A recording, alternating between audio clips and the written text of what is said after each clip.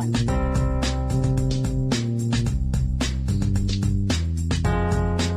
Oh, here it is. Multnomah County Courthouse. Okay. Got it. Welcome to the Age of Fission radio show with your host, Lonnie Clark. We stand together and accept that we now live in a world transformed by Fukushima. Monday, Wednesday, and Friday from 8 a.m. to 9 a.m. Pacific Standard Time here on UCY.TV radio. We relentlessly engage every ear that listens. We expose and confront the complete lack of accountability for the nuclear industry. Consider social engineering programs who view our bodies, minds, and souls as assets on a balance sheet. We discuss vital current issues, interview activists, and engage our audience in an effort to allow all voices to be heard. The Age of Fission radio show creates a venue that all will choose. We encourage our listeners to reclaim their power and their courage to take action and save our planet from the ravages of greed and indifference. Our actions matter. Every voice matters. We remind our listeners that happiness is resistance.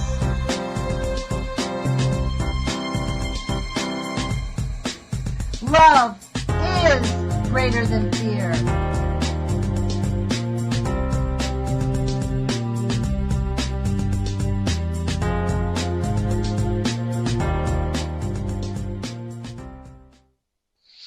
Good morning, UCY.TV radio listeners. This is Lonnie Clark with the Age of Fission radio show. Today is December 5th, 2016. Thank you for joining me and our audience and our guest today. We have on with us Mimi Gurman, who is a Portland activist. I asked her to come on. She's been on talking about the No Nukes Northwest activities that she's engaged in. But I asked her if she could come on and talk to us about her other activist activities and kind of discuss how it is, A, the obstacles that we find ourselves in when we decide we're going to walk that path, and B, how we actually can engage and begin to engage in the kind of impacts it does have on the rest of the community when each of us take up our responsibility and get a little bit more active. So thanks for joining me, Mimi. I really appreciate you coming back and talking about this. You bet. There's so much going on. We could talk for days and days. Yeah, well, I do have days and days. We're on 5 days a week now, so I hope you will come back.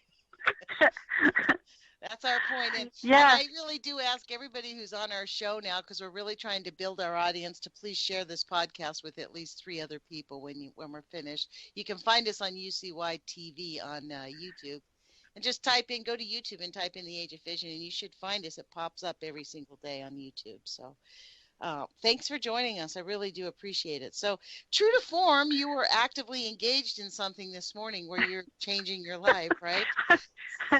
Well, I'm on my way right now to the Multnomah County Courthouse to do support for the mother of Larnell Bruce, who was killed in August. I'm pretty sure it's August this year, 2016. He was run down. He's a black man, was run down by 2 white supremacists.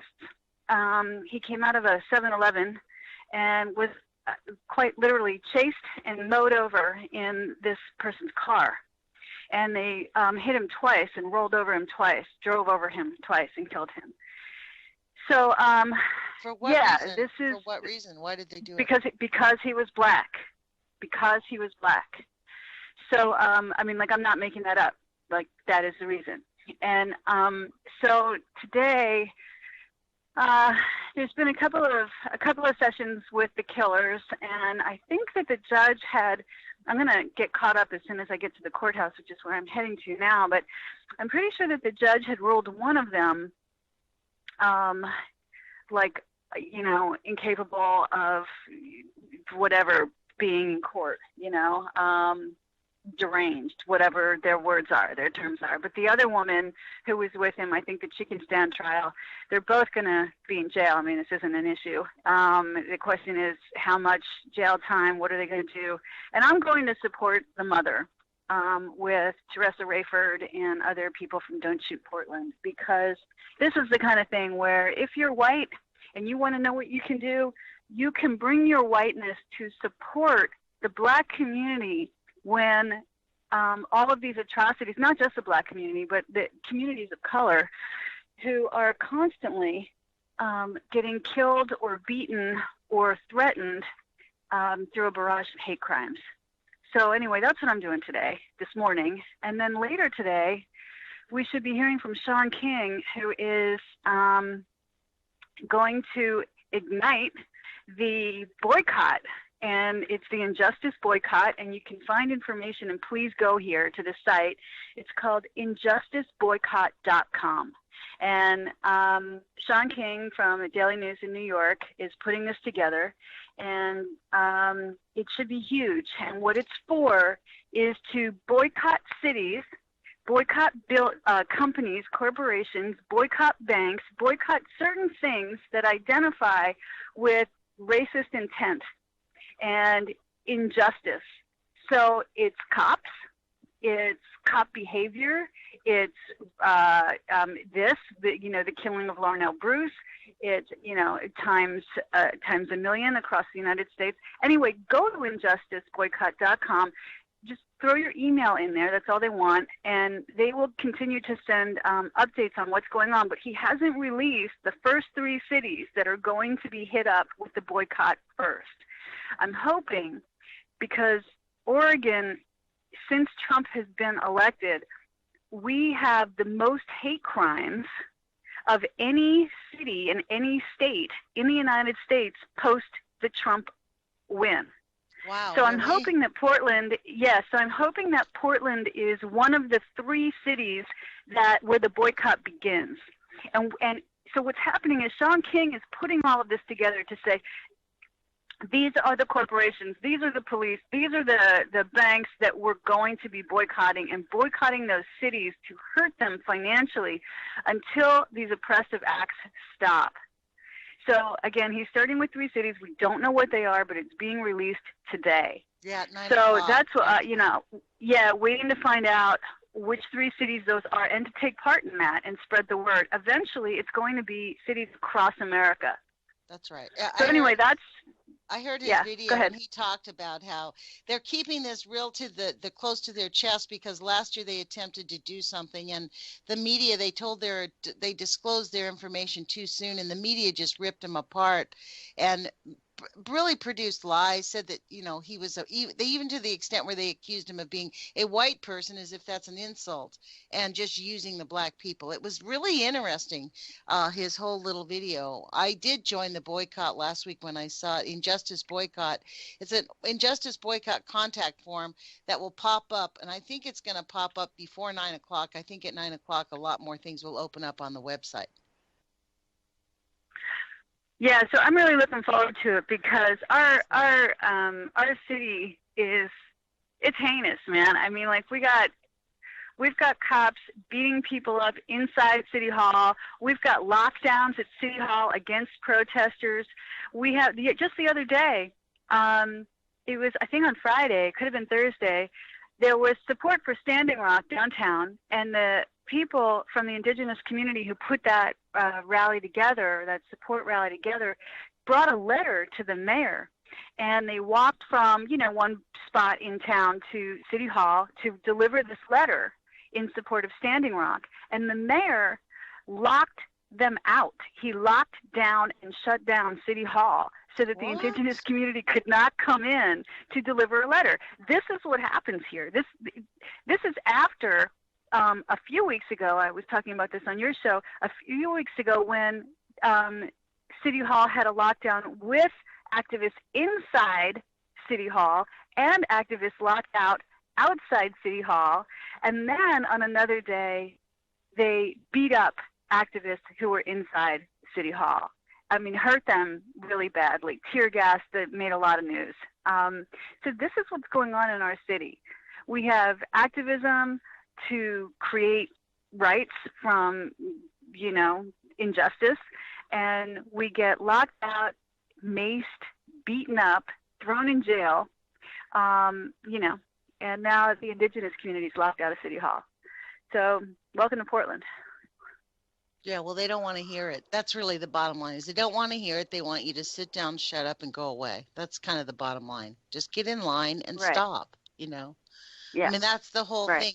I mean, my daughter was actually verbally assaulted the day after Trump got elected, and 2 of her friends had been physically assaulted, and one person had a note left on their door.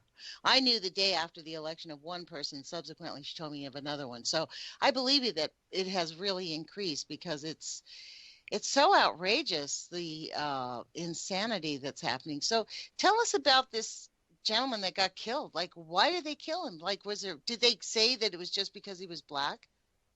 Yeah, so they're part of a neo-Nazi group, and this was in Gresham, which is just on the outskirts of Portland. It's sort of towards the base of Mount Hood. And there was a car. There was 2 white people in their car. Larnell Bruce was coming out of a store, and he started to get chased by this car, and he was on foot. And he started to run, and the people who killed him went around the corner in their car, hit him in their car, and rolled over him, and then went back and hit him again and killed him.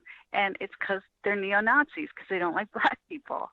Wow. I mean, this is the kind of thing that's going to escalate, and we have to show our support for communities of color, for one.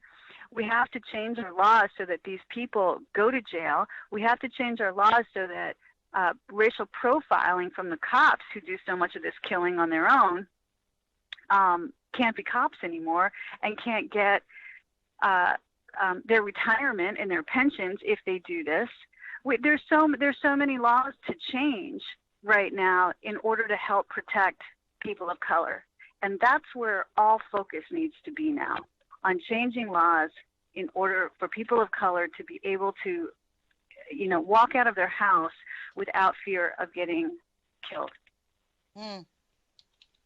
Yeah, well, that is like a big thing, isn't it? That's why the injustice boycott has to happen.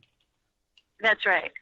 And, Sean King knows about what's going on here in Portland. I mean, it's been going on here for a long time. And we've been all fighting this for a long time here. And it's fortunately, there's more and more people who are hearing about it here in town, in Portland, to come out on the streets and help support people of color and communities of color. Wow. I should imagine that Chicago's going to be on the top of that list. I mean, the cities that I think about. Oh, yeah. Is Chicago, Portland, and maybe L.A., maybe Los Angeles? I don't know. I look at the Carolinas. I look at North and South Carolina, I mean, I'm not really up on everything that's happening everywhere. There's too much to Well, there's so many people getting killed. Keep track of. She was like this last week. I just heard of that man who was literally shot in the back. The guy was running away from him. He was shot in the back 5 times, and the police officer said he feared for his life and he got off. That's all he had to do, is stick to his story. He's not even going to go to jail, not spend one day in jail at all. Right. And the cops know it, and the cops don't stand up. The good, people who say that there's good cops, I'll believe that. When those quote unquote good cops start standing up by the thousands against their cop brothers who kill people this way. I'll believe that then, and not one moment before that. As far as I'm concerned, cops suck. I mean, we never say about like firefighters. I was thinking about this the other day.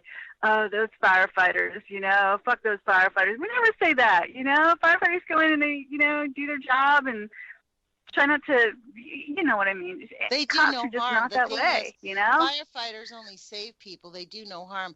Police officers, This is the sad part about our police officers, the vilification of our police officers. They're mentally ill. They're people who don't get therapy. They see the worst of the things that happen in our streets. They're not mandated to therapy, and many of them are now recruited from an army full of PTSD soldiers who don't get help or are told to sit down and shut up. So they're war-torn, mentally ill soldiers who need help. I personally think that every police department ought to mandate that weekly therapy for every single police officer. That ought to be. Well, the thing is, though, therapy is only as good as the person who wants the therapy. You know what I mean? So if you mandate therapy for people who don't want therapy because they think that they're fine, it's not going to do anything anyway. But that's not true, Mimi, because I'll tell you what, I know in my own family, there have been people that have been mandated to therapy by the courts. Yeah, the first year they didn't like it. But if you have to go week after week, it starts to sink in and your resistance breaks down and you become a healthier person. I mean, I have a family member who after 3 or 4 or 5 years of therapy, life was changed completely differently, and they've returned to being like back to themselves. And I think whether they will agree to it or not, I think it is one of the key elements to why we have grotesque, brutal police brutality on the increase right now. It has seriously increased since the Bush regime took over, and I think that has a lot to do with it. We have soldiers coming back from having depleted uranium weapons blown all over them, and they're not allowed to say anything. They join the police force, and they're super angry as it starts. And then they're being trained to, like, if you think your life is in danger, feel free to use, deadly force. That's outrageous. They're allowed to use deadly force if they feel their life is in danger, then don't become a cop. That's the whole conversation of what we allow our police officers to do is completely backwards. Well, cops now are paramilitary, so, Yes, we no longer have, it's not a police force anymore. We don't have peace officers. Yeah, we don't have peace officers. We have a military force. We have a military presence in our cities constantly, 24/7, That's right. And it's going to, even here in this little town of Eugene, we have these kind of big, gigantic SUV things. Like, really, that looks weird. Like, what do they need that for? Although I do have a friend of mine who joined, like, the emergency staffing thing for, like, if there's a big catastrophe that happens. He joined, and they have divided the city up so that these people will have authority, quote, authority over specific areas of the town. They've divvied it up. He was required to buy complete riot gear, several $1,000s, like the face mask, the whole, like I said, you're going to tell me that you'll shoot somebody? He's like, if I have to. I'm like, that's not protecting anybody. You don't have to shoot anybody. There's no reason that says you ever have to pick up a gun and kill another human being or even harm but them. If you go into being a cop, your whole mindset is a totally different thing. You've got to want to do that, and that's how I think that you're mentally ill to want to be a cop. That's what I think. Maybe it wasn't this way for forever, though I doubt that too. I think that we make our choices because these are the things we want to be doing. I want to be a massage therapist, and that is what I do. I want to help people feel better. What do cops want? I think they want to oppress. I truly believe that there's something in them that gets off on oppression, and killing is just an extended form of oppression. It's just the final, it's the ultimate. I think they want to be in complete authority. That's what the whole thing is about. But it's power, it's war, it's militarization of thought. It's all of that. You can't be a cop and be a good person. It is really bizarre. Portland has their police officers do have a really strong, like, kind of vibe over them. They're very authoritarian, I've noticed when I've gone up there. So what kind of activities are people in Portland doing that are pushing back against this? Oh, well, we do things all the time. Every time we protest, we push back against it, no matter what the protest is, because we know that we're going to be assaulted by the police. So the other day we were doing a support for the Dakota Access Pipeline, against the Dakota Access Pipeline here. I'm just actually passing the corner where we were doing that action. And we wanted to slow down truck traffic coming into to Phillips 66, to this big gas terminal, because that gas terminal also puts out fracking supplies that go up to North Dakota.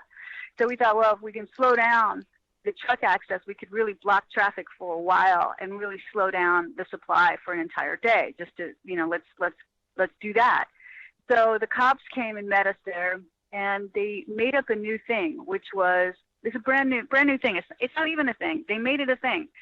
And the thing was, you can't even cross the street without getting a ticket in a crosswalk. And I said, what do you mean we can't cross the street? You can only cross when that light is white. The crosswalk light is white. Well, that crosswalk light is white for 2 seconds, and then it goes to a flashing red hand, and then it goes to a countdown. And by law, you can cross in that crosswalk throughout that entire thing, until it goes like completely red. Well, they gave citations out for walking across the street when that light wasn't on the white hand, which again is only white for 2 seconds, and then switches and goes through the whole process to let you cross the street. So their tactic for that day was to give out $105 tickets. They gave out about 15 of them. There were about I think 20 of us there, maybe 25 of us during this protest, all day long.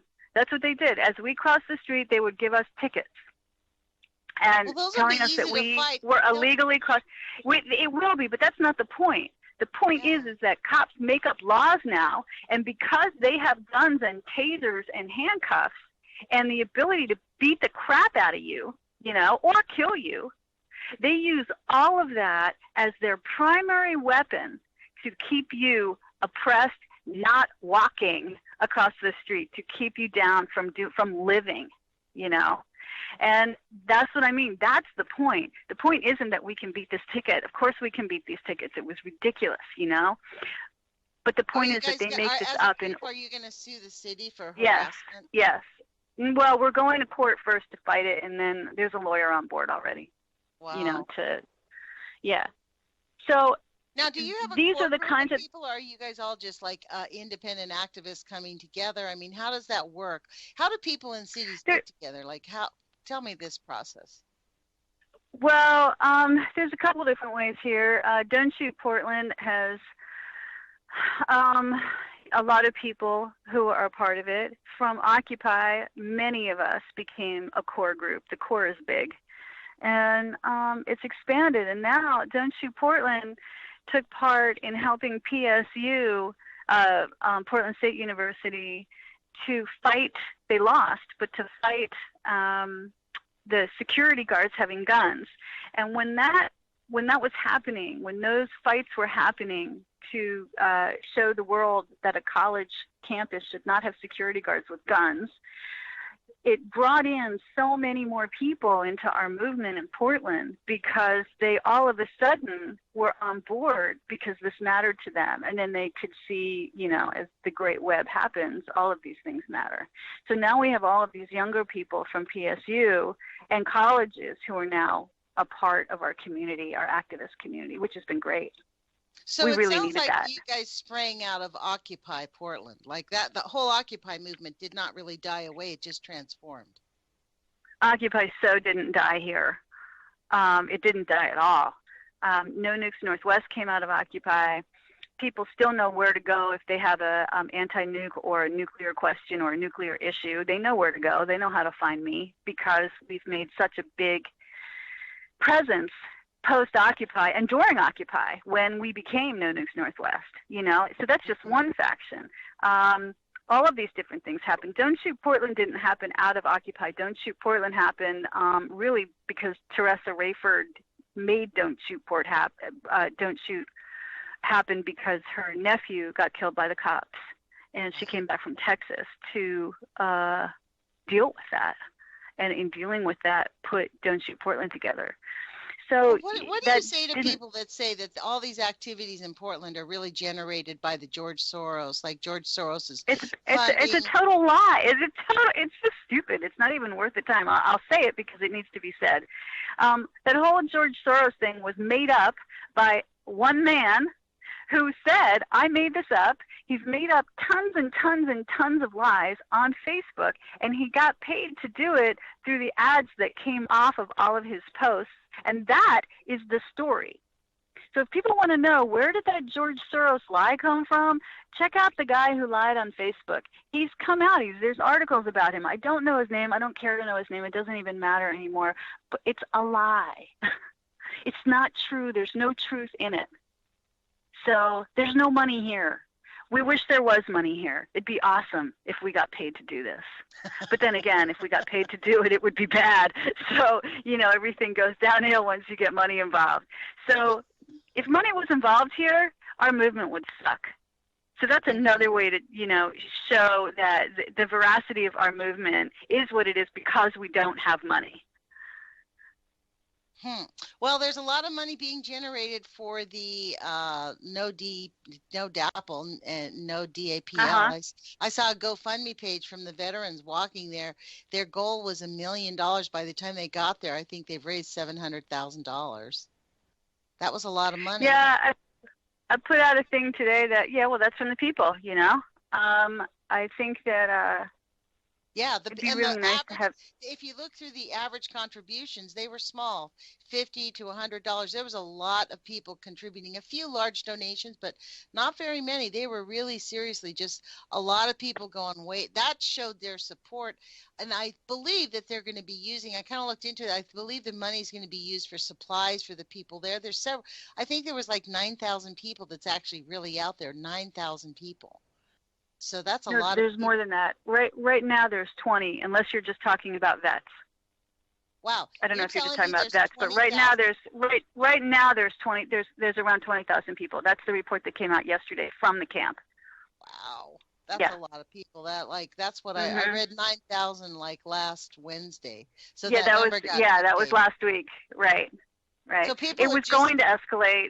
It was known that it was going to escalate as today came closer and closer, because today was the day, I should say is the day, that even though changes have been made temporarily right now with the denial of the permit, which is a temporary denial, that today was the day that everybody was supposed to be evicted. So we knew that more and more and more people will come to support in person, and that's why the numbers are what they are right now.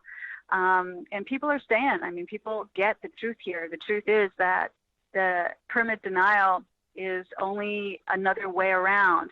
That the group that runs DAPL said, the corporation said, they are not going away. They're going to continue doing what they're doing. They released a statement today.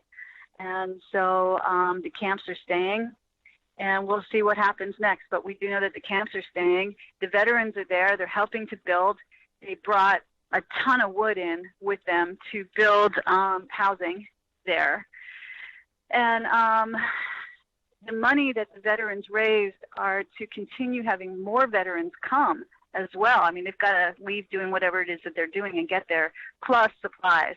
So it's for all of that. So the more money that can come in that way, it's great. Goodness, it's a good thing. For 20,000 people, they need money. For 20,000 people, that's a lot of people to provide in a camp. Yeah, well, this isn't going away at all. DAPL is staying. The DAPL Corp is still doing what it's doing. They're determined to finish. These are their words. They are determined to finish. They are going to finish their pipeline, putting it under the water. So, so the camps will be staying. And so, it's so incredible. The state of oppression. That the corporations are illegally drilling, illegally building these pipelines, and yet the people that own the land are being attacked. And it's the same thing like this young man in Portland, for no apparent reason, was just gunned down because we have haters. It's not no apparent reason. It's because he was black. That is the reason that was given. I mean, we have to acknowledge that. It's not, we look at that and we're appalled, we're mortified.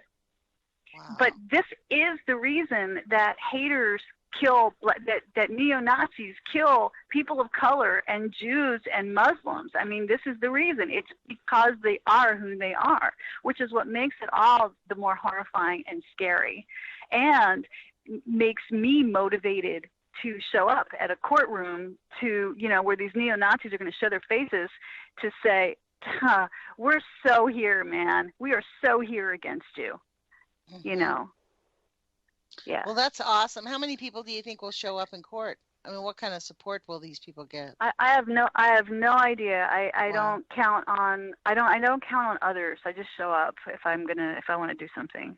And that's a really good message to give to people, because I know a lot of people that want to get out and get active. They're like, well, no one will go with me, and that's the only, I don't want to be the only one. But Yeah, you just sometimes go. you just have to be the only one. Sometimes that only one Mhm. really does matter. I mean, and if Mhm. you, I really use what I call the Carl Grossman idea. Carl Grossman said several years ago, and that's what got me activated. Don't tell yourself no anymore. The times are too grave. We need every citizen to be as active as they possibly can be. If you're being motivated from the inside to go do something, go do it. No matter how small it is, it really does matter. Every drop in the bucket matters. It's also no matter how large it is. I mean, if you want to stop a train, Right. create a blockade. Just put the Right. blockade up, Right. That's how I feel at this point. It's not about living by their rights and their wrongs. The people who created these laws that are being used against us now. We have a whole different way to. We have to look at everything from a completely different perspective, and that is that if something is wrong, if you want to stop a fracking train, go stop the fracking train. Yeah, it's best to have a lot of people to help you out, but you know what? Go create that blockade. Go build it. And I have for me, I'm no longer a pacifist. I used to be. I grew up that way, and I'm not anymore. That's me. I don't tell people what to do. But if I felt the need, I'll just keep using this as an example. If I felt the need to build a blockade to stop a fracking train and nobody wanted to help me, I'd go build the blockade anyway. So I'm just saying that, sure, no matter how small, go do it. But also, no matter how big, go do it. And just see if you can get people to help you. It's always best. But if there's something that needs to be done, go make it happen. Mm-hmm. Well, those are good words, because that is actually what it's going to take. That's exactly what it's going to take, is for this to make it. And this has been an interesting thing about the no DAPL. This has been like a tsunami, a wave. It started out small, and now it's beginning. This is why they backed down. This whole thing about why the government is beginning to tiptoe into, we're going to stand up to these corporations, because so many people are actively engaged, and so many people are calling the White House, telling the president to stop. I know I did. I mean, I called the president on Friday. I'll be calling all day. I posted some phone numbers that a friend put out yesterday to hit up the Justice Department about no DAPL, and those calls should continue to go in. I don't have the number on me right now, but my Facebook page is Mimi Gurman, and but it's the Justice Department. And the Justice Department said, the woman, my friend Judith had called the other day and spoke to the woman who was answering the phones. And the woman who answered the phones at the Justice Department said, listen, there's only been like 60 people calling in. 60 people. That's so pathetic. And she said, we actually pay attention to these phone calls. Yes, that's why she said, that's why I know there's only been 60 calls. So she said, if you guys call more, we will know that, And so call the Department of Justice. Wait a minute. I posted that on my Facebook page, I think 4 or 5 days ago, when I saw it going around on Facebook, and I called immediately. Out of that Facebook page, you're telling me only 60 people called? I don't know about yours. I spoke to my friend Judith the other day. She posted from a friend of hers, and it was just from like 2 days ago, from Friday, and that's what the Department of Justice said. So yes, that's what we're talking about. We're talking about people needing to do these things for themselves. Don't wait for other people to do them, because they're not going to do them. So if you're going to call, not you, Lonnie. Yes. People. Well, I think people actually do need to call. And I mean, this is the thing. They do need to call. One of the things that I'm having an issue with is, as activists, we need to circle the wagons. We don't need to be pointing things out. We need to just actively engage and actually do what we say we're going to do. Call and talk to these people. Don't just post it up to Facebook. Like I posted it up to Facebook after I made my phone call. I mean, the thing is, and we do have to keep calling, like, Elliott Yeah, you got to keep Mainzer, calling. And it's not like they're going to know. It's not like they're going to know, oh, this is Lonnie again. Just keep calling. Call all day long. Well, If you got a day off, call all day long. While we're speaking of calling, let's talk about Elliott Mainzer's phone number, because Elliott Mainzer is from the Bonneville Power Administration, and he has the authority to close down the Columbia Generating Station. So I'm going to give out that number once again. So the number, and please get your pencils, and it's Elliott Mainzer at the Bonneville Power Administration in Portland, Oregon. The phone number is 800-282-3713, and call him and tell him that we expect him to close down the Columbia Generating Station because it poses a clear and present danger to us right now. I mean, people do not understand how dangerous having that thing is, especially when we have the entire West Coast moving and rocking and shaking. It's a very dangerous situation. I think we're in grave danger from the Columbia Generating Station. So I encourage everybody to make the phone call. Make these phone calls and call. It's outrageous. Call Loretta Lynch's office. Yeah, that's right. And when you call Elliott, you can remind Elliott that you know that he does have the power, that Bonneville Power does have the power to shut down the Columbia Generating Station. He knows it, but it's nice for him to know that you know that too. That's right. That's right. It's very important. You know what's really interesting? I went to your Facebook page, Mimi, and I could not find the phone numbers. So I've gone to my Facebook. It's way down there now. It's way down there now because it's from a few days ago. Yep. Well, I'll keep looking and we'll have it posted. Because people do need to call. We do need to stop. We can get what the phone call. You know what we can do, Lonnie? Lonnie, I know what we can do. For our profile pictures on Facebook, why don't we take a picture of a piece of paper that has Loretta Lynch's phone number on it and say call and put words on there for what people should say. Stop. We oppose the DAPL pipeline, stop immediately, protect Indigenous people, and put the phone number there as your profile page. I'm going to do that later today. And that way, since we can't pin posts on our personal pages, we could at least do it that way. And every time you post anywhere, that message will come up for people to call. Yeah, because this is the thing. They're illegally building and they're attacking people out there, and they are literally attacking people violently and viciously, and they are doing nothing about it. That's what I said to the president's office when I called on Friday. Like, I expect the president to shut down. There are mercenaries out there shooting innocent people, and our government is doing nothing about it. That's the outrage about it. This isn't even like something halfway nice. It's like, these are private mercenaries. They're not police anymore. The police are refusing to take part in it. It's so outrageous. So we need to call the Attorney General and tell them to enforce the law and stop the mercenaries from murdering innocent and harming innocent people. And the comment line for the Justice Department is 202-353-1555. And their main switchboard is 202-514-2000. So those are good numbers to just keep on hand. That's what I say, because we do need to call the Attorney General's office, and I do call them regularly. It's very important for us to pipe up and let them know that we're paying attention. Make the phone calls. That's a first step. You don't even have to leave your house. Make the phone calls. Right. So I'm going to stick these phone numbers into the show. Attorney General number, Loretta Lynch. Well, so is today the sentencing of the murderers today? I'm not really sure if it's sentencing today or if they're just I think it's sentencing today. So I've just parked my car behind a cop car. I like being close. I like to know where the cops are. So I'm not really sure, but I'll let you know on your page today what went down in the courtroom, and I'm hoping that there are lots of people in support of Loretta Bruce's mother. I met her briefly at a protest right after this happened in downtown Portland. Teresa Rayford from Density Portland put an action together outside the Justice Building.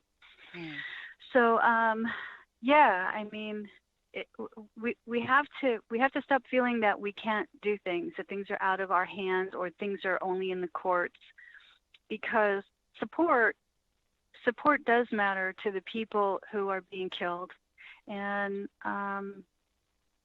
especially as far as I'm concerned, when we have white killers like our neo-Nazis, here in Portland, who do this, who run people over until they're dead because they're black, we have to go and confront those neo-Nazis and say, we don't accept you.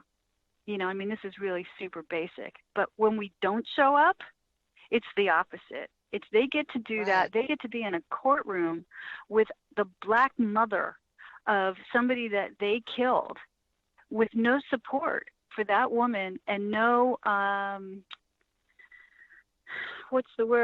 no objection to what they've done from the white community. Yeah, and nobody there to support them at all.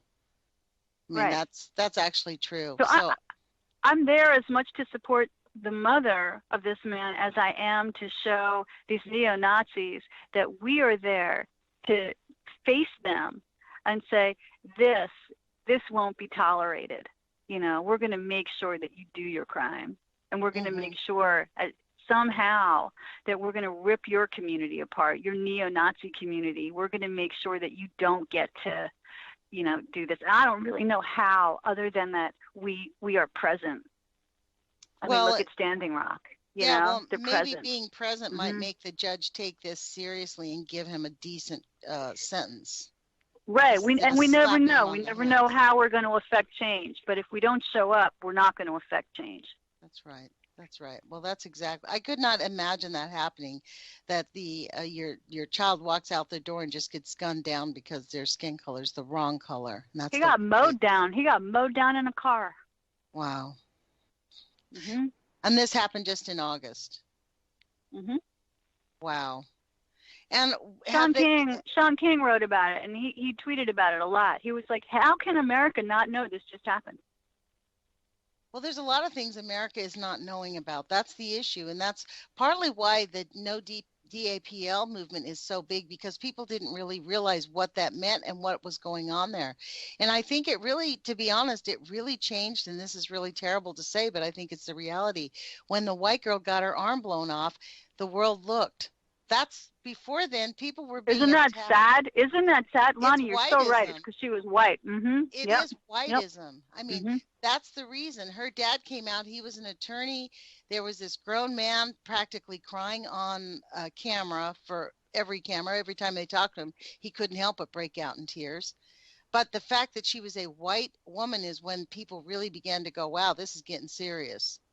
I mean, the people there have been, and, there's reports of women being abducted and raped, and then the Native sisters are saying, you know what, like, this is par for the course. These people come on our lands and do whatever they want anyways.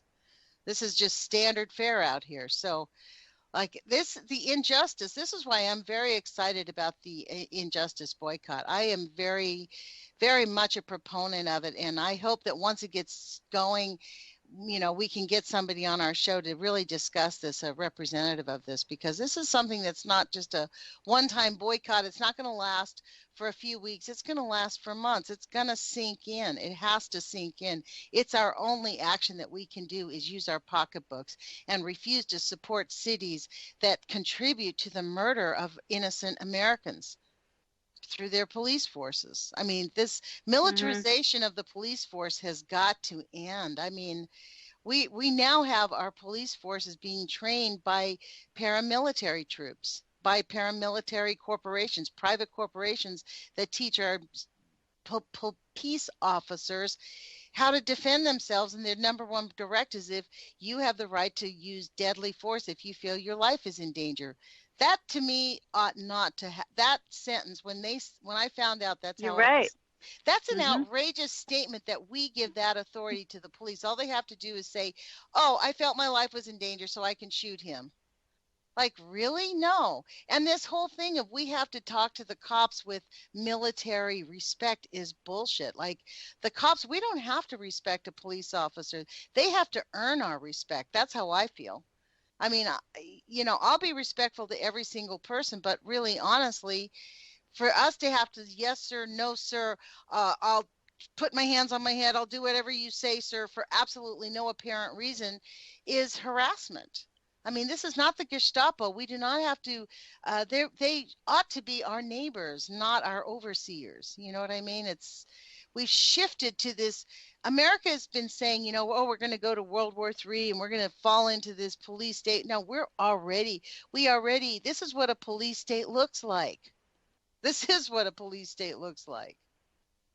So I'm glad that you're out there pushing back. I think that this is what a police state looks like to white people. I think that to non-white people, their entire lives, their generations of families has always thought that this is what a police state looks like, because they've never not had the police state in their face, Yeah. And so yeah, to us, to white people, this is what a police state looks like. To Native Americans and to Black communities, they're like, wow, man, you're just getting it, That's true. And it's true. We're just getting it. And we are getting it. At least we are getting it. And that speaks for itself, that there's a lot of movement, that we're not buying the old memes.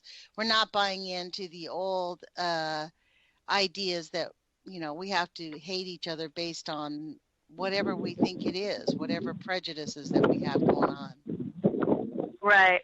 Sorry for the background noise. I'm getting my parking sticker so I can go into the courthouse now. Uh-huh. I do like being on your show when I'm going to do something, because I can only hope that my actions, the actions of my friends, help to motivate one other person to go do something. Me too. Yeah. Me too. Because you guys, man, you have to go do something. Well, showing up in court to support people that you don't know based on just an ethical issue is a really good way to support and overcome the hatred that caused this crime. Is this a sentencing for these people, or what is the story today? I'm not sure. I'm just showing up. Okay. I'm not sure. Okay. Yeah. Well, it'll be interesting. What I know is when you come back. Okay. All right. Cool. Because I would like you to come back, talk about the net result of this case, what happened when you went into the courthouse, and then let's share the progress that we've made on the boycott, because by the time you come back in, say, 3 to 4 weeks or 6 weeks from now, the boycott will be firmly ensconced. The media will already be ripping it apart. Right. And, I wanted to tell you that if you wanted to talk to somebody local about what's been going on at the ground at Standing Rock, get in touch with Sarah Long. She's a friend. I don't know her all that well. She's a newer friend for me. And she's been going back and forth and back and forth and back and forth to Standing Rock. She's a Native woman who lives in Portland. And she's quite accessible. And again, she's been there. She's been there through a lot of it. Oh, cool. Here's a brother here for support. Hey, how you doing? Cool. Yeah, so there we have it. I've just met another activist who's here in support of Loretta Bruce's mother. Signs? Are people carrying signs, or are they just showing up? Right now there's 2 of us, and we do not have signs. We have our bodies. Okay.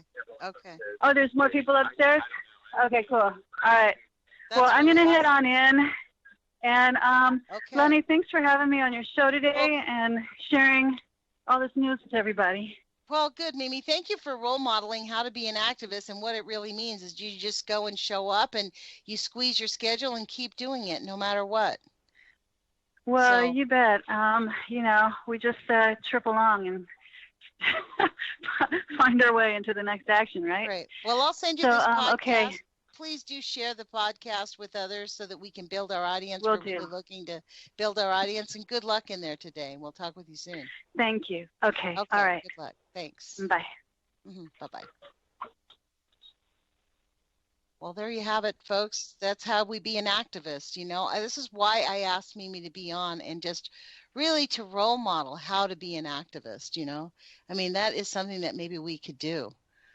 So, We have about 10 minutes left, so I thought what I would do is just go to her Facebook page and share some of the information that she's been giving to everybody. And I am going to encourage you to please call Elliott Mainzer. Please do call Elliott Mainzer at the Columbia Generating Station, because if we have an earthquake underneath the Columbia Generating Station, that station cannot withstand an earthquake. It says 6.0, but statistically, it was built for a 4.6 earthquake. So if we have a larger earthquake, 4.6, 6.0, it's a very serious meltdown, and it is less than 15 miles away from Hanford. And that would prevent anybody in Hanford from maintaining it for over 2 weeks. And that itself could cause a catastrophic fire. So it's kind of like a chain of dominoes. This is probably the worst placed nuclear power plant in the country because of its proximity to Hanford. And that's exactly why we have to call Elliott Mainzer and put pressure on the Bonneville Power Administration, who has the authority to close that. The Northwest gets probably, they say, 7% of our energy up here. They like to exaggerate and say 10%. It's probably more like 2 to 4%. Some of the larger areas get 10%, but most areas get 4%. So it does not really generate a lot of money. So it's, and a lot of electricity. It generates a lot of money for the state, which is why the state keeps it open. But we have really got to get active in taking this back. It's the same thing like with the no DAPL. They thought they could just run over people's land and put in this thing, and who cares? Just like in the Amazon, I'm sure many of you have seen pictures of the Amazon with the complete outrageousness of the contamination that's gone on in the Amazon. ExxonMobil has left a legacy of oil spills all throughout the Amazon. They have basically raised it. So what I'm going to do is go to the, I thought what I'd do in the back of my head, this popped in. Let's just look at the mass animal deaths. And for people who say that we're not in crisis, think again, because the mass animal deaths will tell us exactly what's going on. It's kind of an outrage. By the end of next week, I anticipate having a full spreadsheet completed. I'm out of school on Thursday, so that'll give me some time to finish this update that I'm doing. I mean, like I said last week, when I compiled the numbers for January 2016, the world lost over 3 million birds in 1 month. Here we are, November 28th, 1 million pounds of dead fish. How many fish is that? 1 million pounds of dead fish, Southampton, New York. 2,000 deer dead in South Dakota. I mean, the list goes on, folks. We definitely need people to take action. So I guess this is a show for activists and activism because, our audience is growing. We have a smaller audience, but the thing is, part of the reason why it's a small audience, I've given this a lot of thought, is that people don't want to be active. Like they don't want to feel responsible, but we are all responsible one way or another. That's all there is to it. We are responsible for it. And so it's up to us to save what little life we have left going forward. And yeah, it is grave, and that's because we've ignored it for way too long. We have allowed them to build nuclear power plants all around the world and growing. The nuclear liars are coming out with saying that nuclear energy is going to be the wave of the future. I read an article this morning. They've discovered 4 more new isotopes, man-made isotopes from nuclear energy. Who knows what they're going to do with those? But they've increased the periodic table with more isotopes. So they're continuing creating this stuff, but they're not even putting any money into trying to fix it. And that's what I think we need to do. We need to find a different paradigm. We need to find solutions before the solutions kill us. So this is a very serious place that we're at. And maybe that's why people don't want to actively engage. I mean, how long does it take? I was actually stunned when she said that there was only 60 phone calls to the Justice Department to stop DAPL. I mean, that is something I've done. 60 phone calls? Unless the government is lying to us, which is probably a greater chance too. I mean, I guess if they feel like they underreport how many people call, no one will call. I don't know. So look, we have about 5 minutes. If anybody wants to call in and make a comment, the number is 718-717-8296. I believe I can accept a phone call. I don't know, though, if Jules has the phone number on. I'll send her a little message. That's the message. Hold on just a second.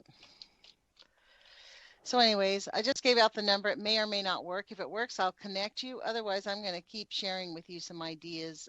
Mimi had to run a little bit sooner. But, you know, there is so much to talk about between the mass animal deaths, what's going on in Fukushima. Fukushima is still a mess. The whole Fukushima lies.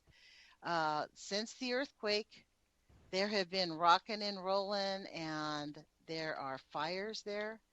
And basically, the live feed from Fukushima Daiichi has basically been closed down. So you can't really see what's there. They have 1 or 2 cameras on, but nothing like they used to have before last week's earthquake. So something's happening there that they're not telling us about. We have no idea what's going to really happen. And you know what? The best thing that we can do is prepare. Make sure you have your earthquake kits, because that's really what we need. And make sure you have duct tape for your windows too, so that if anything really did happen in your area, that is their advice. If anything happens in your area, stay indoors and duct tape your windows, because really that's the worst. Contaminants can't get through the glass and the air. So these are things that we need to really think about. And you know what? You can't really find out what's going on at Fukushima. And so that sort of tells you the server is not found. Fukushima update, server not found. So one of the things, since I have a few minutes, I want to talk about is the circular firing squad that seems to go on the YouTubes about anti-nukers. There has been some chatter on the YouTubes about some videos that Dana Durnford's put out, calling Helen Caldicott a traitor and demeaning Chris Busby. The Union of Concerned Scientists, yes, we know that they are nuclear liars. In fact, Donna Gilmore tells us that Dave Lochbaum of the Union for Concerned Scientists is the chief liar, saying that the little thin half-inch casts are just as good as the 25-inch casts because they're better, because they're not as prone to being dropped.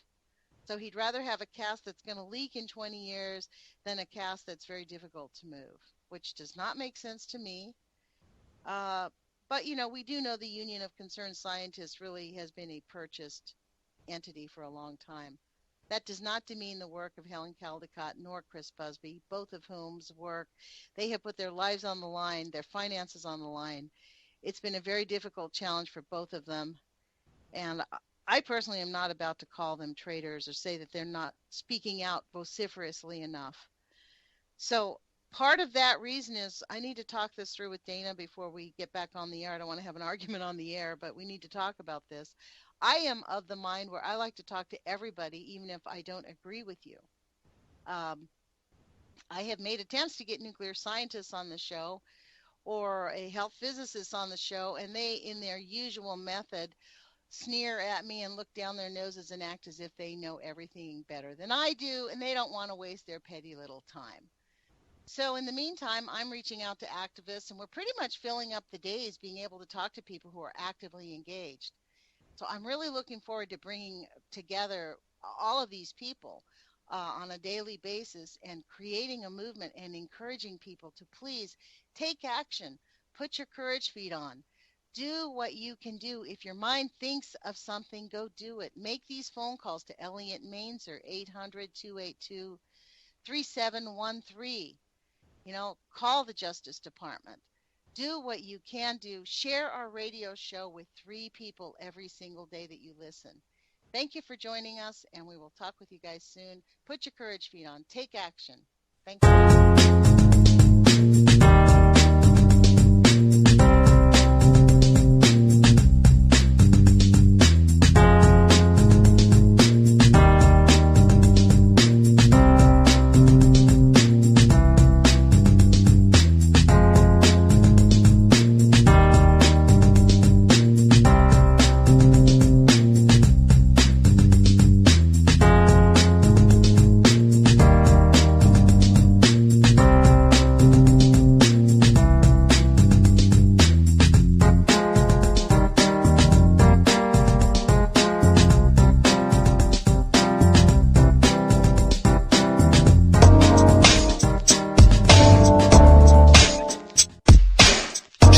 Correct. You can